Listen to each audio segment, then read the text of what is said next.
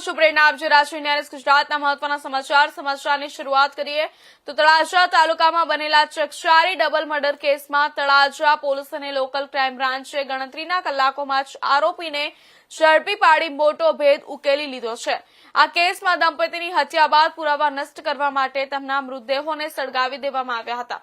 ભાવનગર જિલ્લાના તળાજા ખાતે થયેલા દંપતીના રહસ્યમય મોતના કેસમાં દિલ દહેલાવતો, હૃદય કંપાવી દેતો ખુલાસો થયો છે। શરૂઆતમાં આગથી મોત થયાની આશંકા વચ્ચે હવે સ્પષ્ટ થયું છે કે આ દુર્ઘટના નહીં પરંતુ પૂર્વ આયોજનબદ્ધ હત્યા હતી અને તે પણ પોતાના જ પુત્રવધુ અને તેમના સાગરીતોએ અંજામ આપી હતી। તળાજાના રામ ટેકરી વિસ્તારમાં રહેતા કિશોરભાઈ વેલજીભાઈ વેઠા તેમની પત્ની રેખાબેનની 12 દિવસ પહેલા તેમના જ ઘરમાં અર્ધ સળગેલી હાલતમાં લાશ મળી હતી। શરૂઆતમાં આગથી મોત થયું હોવાનું માનવામાં આવતું હતું પરંતુ પોસ્ટમોર્ટમ રિપોર્ટમાં મોટો ખુલાસો થયો કે કિશોરભાઈનું ગળું દબાવીને હત્યા કરવામાં આવી હતી, જ્યારે રેખાબેનની પણ અન્ય રીતે હત્યા કરાઈ હતી। બંનેની શ્વાસ નળીમાં કોઈ પણ પ્રકારનો ધુમાડો મળ્યો ન હતો, માટે હત્યા કર્યા બાદ તેમની બોડી સળગવાનું માનવામાં આવે છે। આ ઘટનાને લઈને મૃતકના પરિવારજનોને શરૂઆતથી જ શંકા હતી। પોસ્ટમોર્ટમ રિપોર્ટ આવ્યા બાદ પોલીસ દ્વારા મૃતકના પુત્ર વિમલ વેઠા અને તેમની પત્ની હેતલબેનની સઘન પૂછપરછ કરવામાં આવી હતી, જેમાં બંનેએ ગુનો કર્યો હોવાનું બહાર આવ્યું છે। આ ઘટનામાં પોલીસે ચારેય આરોપીઓની ધરપકડ કરી લીધી છે અને હાલ તેઓ પોલીસ કસ્ટડીમાં છે।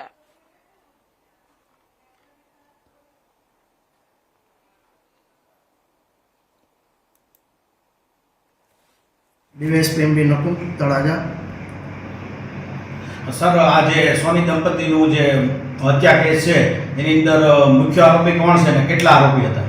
એ સોની દંપતીની હત્યા થયેલી તારીખ થોડાક દિવસ પહેલાં એમાં એમના દીકરા અને વહુ એમને મારી નાખી અને સળગાવી દીધેલું। સૌપ્રથમ તળાજા પોલીસ સ્ટેશન એડી દાખલ થયેલ, જે એડીની તપાસ કરી અમે ફોરેન્સિક સાયન્સ લેબ પીએમ કરાવેલ, એફએસએલમાં મુદ્દામાં મોકલેલ, જેના તારણ રૂપે તપાસમાં એવું ફલિત થયેલ કે તેમનું ગળું દબાવી અને હત્યા કરવામાં આવેલ છે અને ત્યારબાદ સળગાવી નાખવામાં આવેલ છે।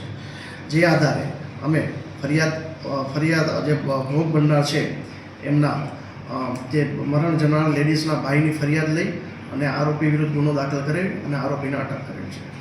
એકથી વધારે હત્યારા છે કે આ જે બે આરોપી અત્યારે નામ તમે બોલ્યા એક છે? જે બે આરોપી છે એ અને એમની સાથે મદદના અન્ય બે આરોપીઓ છે જેમને પણ હસ્તગત કરી લેવામાં આવે છે। એ ક્યાં ગામના છે? એ રાજકોટના છે। એના અત્યારે નામ તમે જણાવી શકો કે? હા, એકનું નામ મુનીર ખાન છે અને એકનું નામ આમિર ખાન છે।